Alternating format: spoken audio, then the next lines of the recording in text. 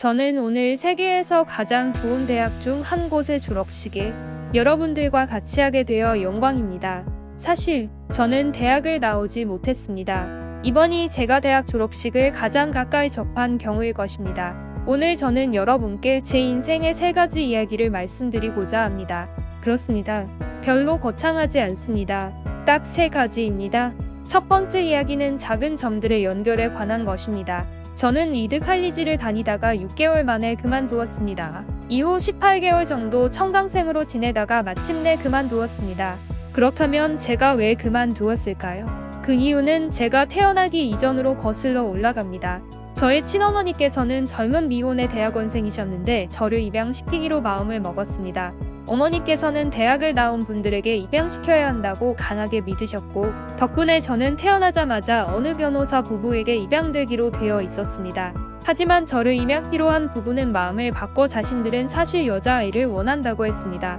그래서 대기자 명단에 있던 제 부모님들은 한밤중에 전화를 받게 됩니다.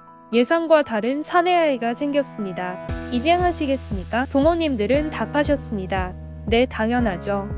나중에 저를 어머니께서는 대학을 안 나왔고 아버지께서는 고등학교조차도 안 나오신 분임을 알게 되었습니다. 어머님께서는 최종 입양 서류의 서명을 거부하셨습니다. 몇 달 후 저를 나중에 대학에 보내주겠다는 약속을 받고 다시 서명을 하셨습니다. 제 삶은 이렇게 시작하였습니다. 17년 후 저는 정말로 대학에 갔습니다. 그러나 저는 참 순진하게도 등록금이 비싼 대학을 골랐고 노동자셨던 부모님들의 예금은 모두 제 등록금으로 들어가고 있었습니다. 6개월 후 저는 대학 생활이 그만한 가치가 있는지에 대한 생각이 들었습니다. 저는 살면서 무엇을 해야 할지 몰랐고 대학이 그것을 알아내는데 어떤 도움을 줄지도 몰랐습니다. 그러면서 부모님들이 평생 저축한 돈을 쓰고 있었으니 그래서 저는 모든 것이 다 잘 되리라 믿고 학교를 그만두기로 했습니다. 그때는 참 두려운 일이었지만 지금 생각해보면 제가 가장 잘 내린 결정 중 하나였습니다. 대학을 그만두자마자 제 흥미를 끌지 못했던 필수 과목들 대신 훨씬 더 흥미로운 수업에 들어갈 수 있었습니다. 모든 것이 아주 낭만적이지만은 못했습니다. 기숙사 방에서 지낼 수 없어서 친구들 방에서 잠을 잤습니다. 콜라병을 갖다주고 받은 돈 5센트를 모아 음식을 사 먹었습니다. 그리고 하레 크리셔너 사원에서 주는 식사를 얻어먹기 위해 매주 일요일 밤이면 마을을 가로질러 7마일을 걸었습니다. 저는 그 식사가 정말 좋았습니다. 호기심과 직관대로 행동하다 마주친 것 중 많은 것이 나중에 금전으로 환산할 수 없는 소중한 것이 되었습니다. 한 가지 예를 들겠습니다. 당시 리드 칼리지에는 국내 최고의 서체 강의가 있었습니다. 캠퍼스 곳곳에 있는 모든 포스터, 모든 서랍에 있는 모든 라벨은 아름답게 손글씨로 쓰여 있었습니다. 대학을 그만두고는 정규 과목을 들을 필요가 없었기 때문에 저는 이것을 하는 방법을 배우기 위해 서체 수업을 듣기로 결심했습니다. 저는 삐침이 있는 글꼴과 없는 글꼴에 대해 배웠고 다양한 문자 결합 사이의 자간 조절법을 배웠고 좋은 글꼴을 만드는 차별적 요소들을 배웠습니다.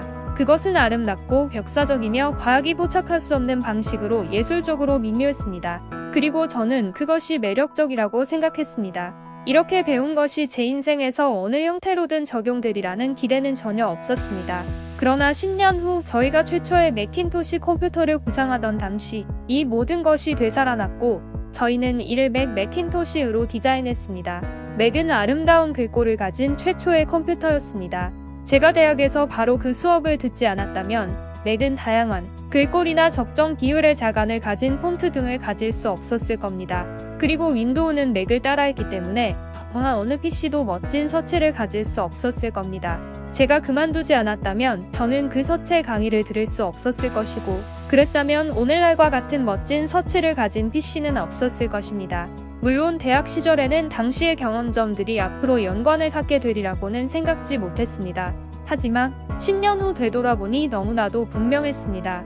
다시 말씀드리건대 현재의 경험점이 앞으로 어떻게 연결될지는 아무도 알 수 없습니다. 오로지 뒤돌아볼 때 그 연관성을 알게 됩니다. 그러므로 그러한 작은 점들이 미래에 어떻게든 연결될 것이라는 믿음을 가져야 합니다. 여러분은 무언가를 믿어야 합니다. 여러분의 직감, 운명, 삶, 확보, 무엇이든 이 접근법은 결코 저를 실망시키지 않았고 제 삶의 모든 변화를 만들었습니다. 두 번째 이야기는 사랑과 상실에 관한 것입니다. 저는 운이 좋은 편이었습니다. 나는 내가 젊었을 때 하고 싶었던 일을 찾았습니다. 친구 아즈와 나는 20살 때 부모님의 차고에서 애플을 시작했다. 우리는 열심히 일했고 10년 만에 애플은 차고에서 단둘이 시작하여 4,000명이 넘는 직원을 거느린 20억 달러 규모의 회사로 변모했습니다. 우리가 만든 최고의 발명품인 매킨토시 컴퓨터를 시장에 내놓고 단 1년 만에 당시 저는 30이 되었습니다. 그리고 그해 해고당하고 말았습니다. 어떻게 자신이 창업한 회사에서 해고를 당할 수 있냐고요? 애플이 성장하면서 저는 제 생각에 저와 같이 회사를 운영해 나갈 유능한 사람을 채용했고 첫 해는 일이 잘 풀렸습니다. 하지만 이후 미래에 대한 우리의 비전이 차이 나기 시작했고 결국 사이가 틀어지고 말았습니다. 우리가 헤어졌을 때 회사 이사회는 그 친구의 편을 들었습니다. 그래서 나이 30에 저는 쫓겨나고 말았습니다. 그것도 아주 공개적으로 말입니다. 어른이 된 후의 삶의 초점이었던 것들이 사라졌고 그것은 매우 가슴 아팠습니다. 몇 달간은 정말 어찌할 바를 몰랐습니다. 제가 이전 세대의 사업가들을 실망시켰으며 바톤이 막 제게 넘어오려는 순간에 제가 그걸 떨어뜨리고 말았다고 생각했습니다. 저는 데이빗 패커드 HP 공동 창업자와 밤 노이스 인텔 공동 창업자를 만나 일을 너무 심하게 망친 것에 대해 사과하려고 했습니다. 저는 아주 공개적으로 실패한 사람이었고 실리콘밸리에서도 도망갈 생각도 했습니다. 하지만 뭔가가 서서히 떠오르기 시작했습니다. 나는 여전히 내가 한 일을 사랑했습니다. 애플에서 변화된 상황은 그러한 사실을 조금도 바꿀 수 없었습니다. 저는 해고당했지만 여전히 사랑에 빠져 있었습니다. 그래서 다시 시작하기로 결심했습니다.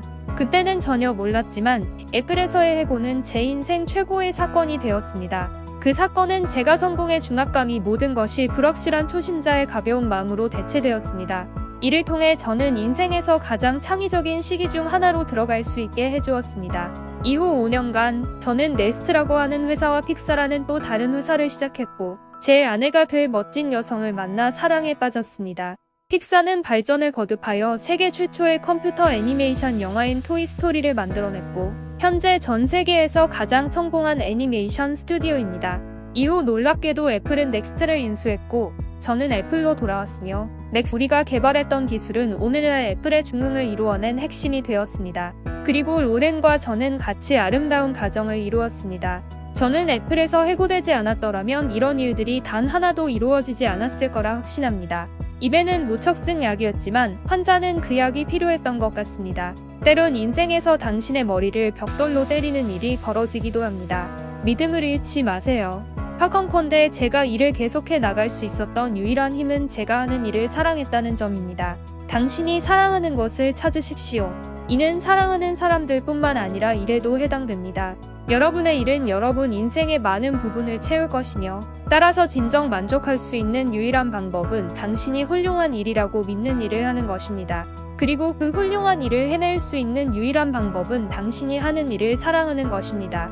아직 그런 일을 찾지 못했다면 계속 찾아보십시오. 안주하지 마십시오. 마음의 모든 문제와 마찬가지로 그것을 찾으면 알게 될 것이다. 그리고 어느 훌륭한 인간관계들과 마찬가지로 세월이 지나면서 점점 더 좋아질 것입니다. 그러므로 찾을 때까지 계속 노력하십시오. 안주하지 마십시오. 세 번째 이야기는 죽음에 관한 것입니다. 제가 17살이었을 때 이런 구절을 읽은 적이 있습니다. 만약 당신이 매일을 마치 마지막 날처럼 산다면 언젠가 당신은 틀림없이 오릴 것이다.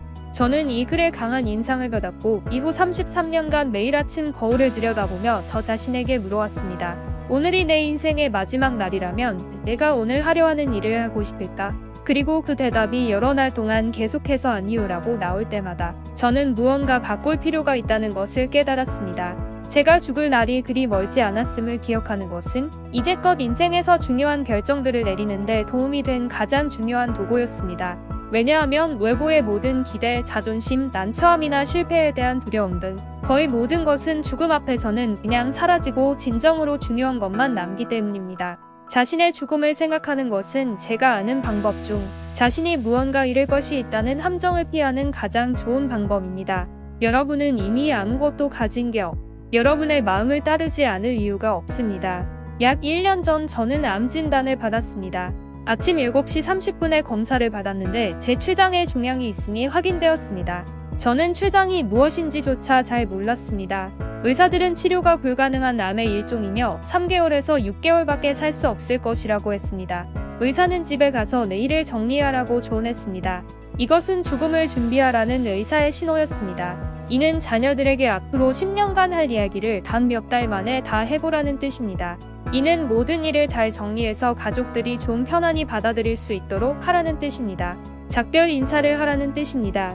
저는 그날 하루 종일 진단을 받았습니다. 그날 저녁 저는 조직 검사를 받았는데 제 식도를 따라 내시경을 집어넣은 당 위를 통해 장을 거쳐 췌장에 작은 바늘을 찔러 종양으로부터 몇 개의 세포를 채취해냈습니다. 저는 진정제로 정신이 없는 상태였지만 그 자리에 있던 제 아내는 의사들이 현미경으로 세포를 들여다보다가 울기 시작했다고 말해주었습니다. 그것은 수술로 가능한 매우 희귀한 형태의 췌장암이었기 때문입니다. 저는 수술을 받았고 다행히 지금은 아무렇지도 않습니다. 이것이 제가 죽음에 가장 가까이 가본 경험입니다. 그리고 앞으로 몇십 년간은 그런 일이 없길 바랍니다. 고비를 겪으면서 이제 죽음이 때론 유용하다는 것을 머리로만 알고 있을 때보다 조금 더 확실하게 이런 말씀을 드릴 수 있습니다. 아무도 죽고 싶어 하지 않습니다. 천국에 가고 싶어 하는 이들조차도 죽고 싶어 하지는 않습니다. 하지만 죽음은 우리 모두가 공유하는 목적지입니다. 지금까지 아무도 죽음을 피하지는 못했습니다. 그리고 그것은 당연한 것입니다.